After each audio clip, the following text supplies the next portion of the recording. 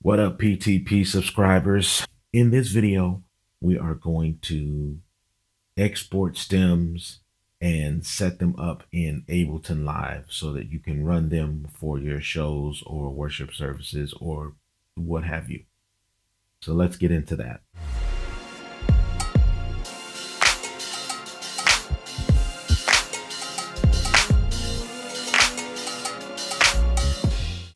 Okay, so just a refresher course.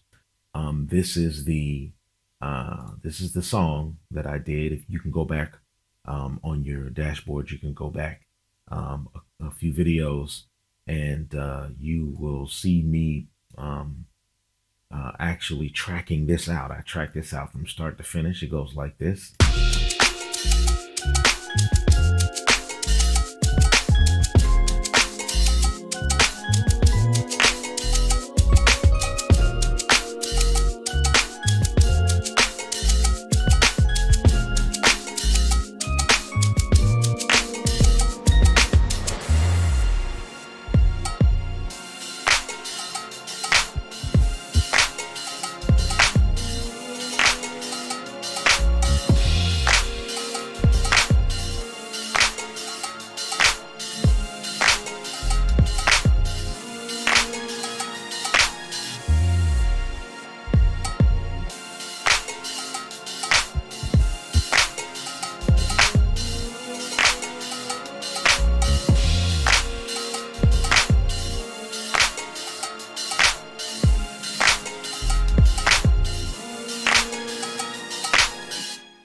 That's basically it.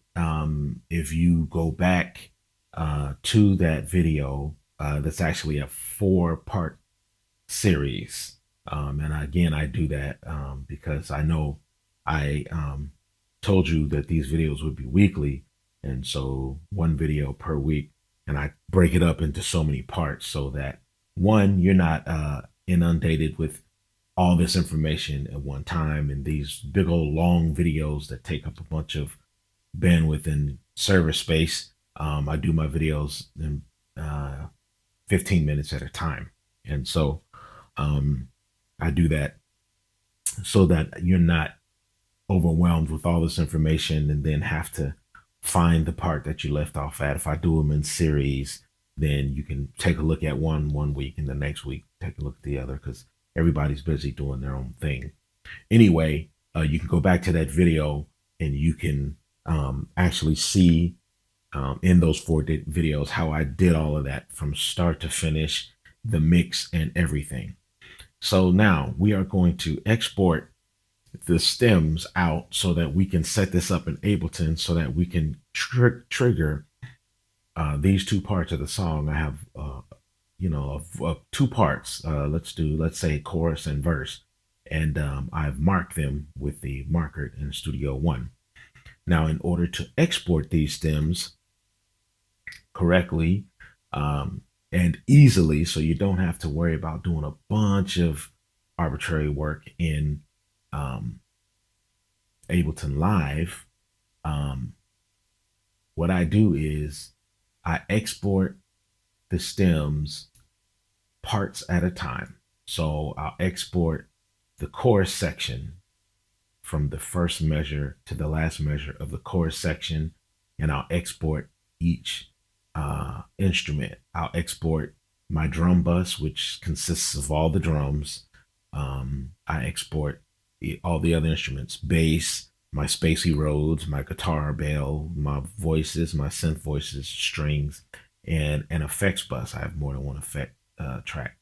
And now if you're doing loops, it's best to always run them to a bus and export the stereo bus of the loops, so that you don't have a bunch of just ultra number of tracks in Ableton Live.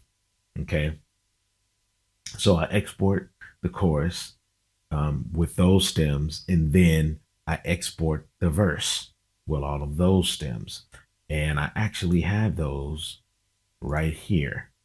And so you can take a look at my naming convention.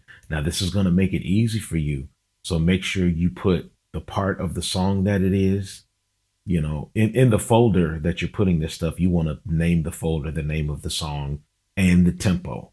I didn't. I just exported it to my stems because I'm not going to use this for any shows. But what you want to do is name the folder with the tempo of the song. And in that folder, you put these stems, you put the part of the song it is, and the tempo, and then the name of the track that it is.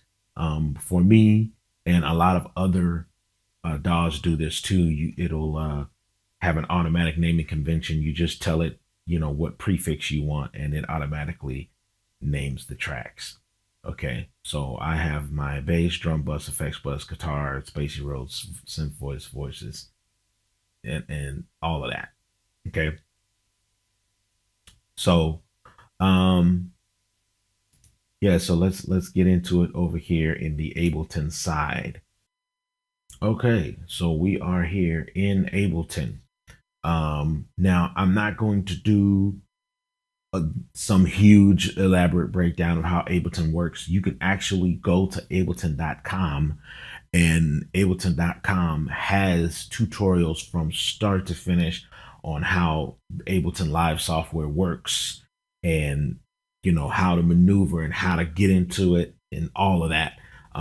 So that source is open to you. You can go straight to ableton.com and look up tutorials of exactly how it breaks down, and how to work in Ableton Live, because Ableton Live is a DAW in and of itself.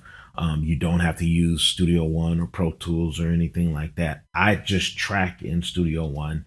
That's my DAW of choice personally, and I bring the files over to Ableton Live. Now, if I know I'm doing this for a specific performance or a specific show of, let's say maybe a few songs, a lot of times what I'll do is I will track in Ableton so that it's already set up, and all I have to do is just save Ableton right after I'm done tracking, transfer everything to my laptop, and keep it moving. So I'll just give you a really quick overview of everything, and we will go from there. Okay, so in Ableton, when you first open it up, it's going to look like this.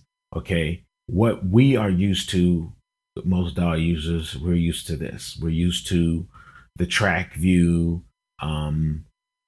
A lot of this, like our MIDI and audio track information pane, we're used to it being over on this side, and we're used to the browser being on the right side. All they did was flip it. It's just flipped. The information pane is on the right side, and the browser's on the left side. So don't be intimidated by that. Most of the lingo is all the same. It's just your browser's over here and your info pane is over on the right. And when I first opened it up, it threw me off because I'm not used to working that way. We will not be working in the arrangement view, which is what this is called. This is called the arrangement view. This is where you will do your tracking from start to finish. Your MIDI, your audio, and all of that stuff. And a lot of people do it. I prefer the session view. Now, the session view is basically a mixer slash DAW slash. This is where you bring in your audio loops, your MIDI loops, your clips, and all of that. And you can actually trigger audio and MIDI clips simultaneously, and one after the other, or you can actually kind of do a DJ thing, triggering different clips. You can actually map your clip buttons to your controller, such as a Machine or an Ableton push controller, or even keys on the keyboard that will trigger different audio clips, and they'll come in at the tempo that you bring them in on, or they will lock right up to the tempo that you have set. Okay. So that's that. We won't be using MIDI, so I can actually delete these. And then I can delete these. These are auxiliary sends, your reverb and delay sends. So let's go ahead and bring in our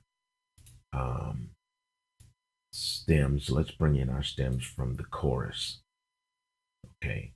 Now, as I said before, you want to have your naming convention with the name of the part of the song, the tempo, and also the instrument.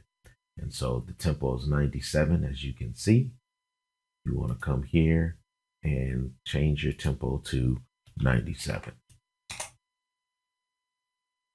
Now let's import our stems. Now in Ableton Live, you can import the stems by drag and drop. And then what you do is you hold the control key to separate the stems out by channel, or if you want to put all your stems and clips on one specific channel, let's say you have loops and you just have a bunch of loops you want to import, you can import them to one channel. All right, but I'm going to separate mine out, let it go. And now we have all of the channels. Now we can delete this channel here. Okay. So now let me organize this how I like to see this. Whenever you import loops or stems, you always want to check to make sure they're going to play correctly. For instance, I'll trigger this. This is at the tempo is 97, but it's going to play at another tempo. See that? Now, what you want to do is check the warp tempo in each of the clips. Just, double click a clip, the info pane will come up at the bottom and go through each. Now, this is very, very important. Now, go through each clip to make sure it's on the tempo. We want 97. Let's take it to 97, and it should play correctly now. Yep. So real quick trick, you can have your clip start in a different place than you want it to loop. So let's say if you wanted to start it at measure 2, but then you wanted to loop somewhere else when it loops back around. So you can like put the loop up here and then bring the start back here. So it'll play through this loop, and then when it starts back over, it'll start back where the loop starts. Like for instance, let's play this bass line.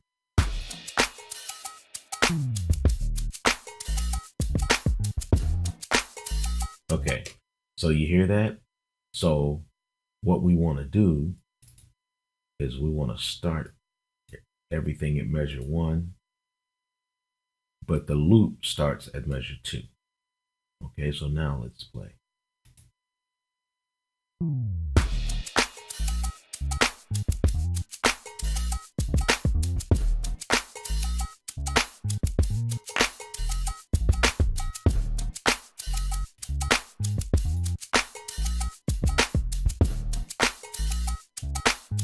Now when it loops back around, perfect.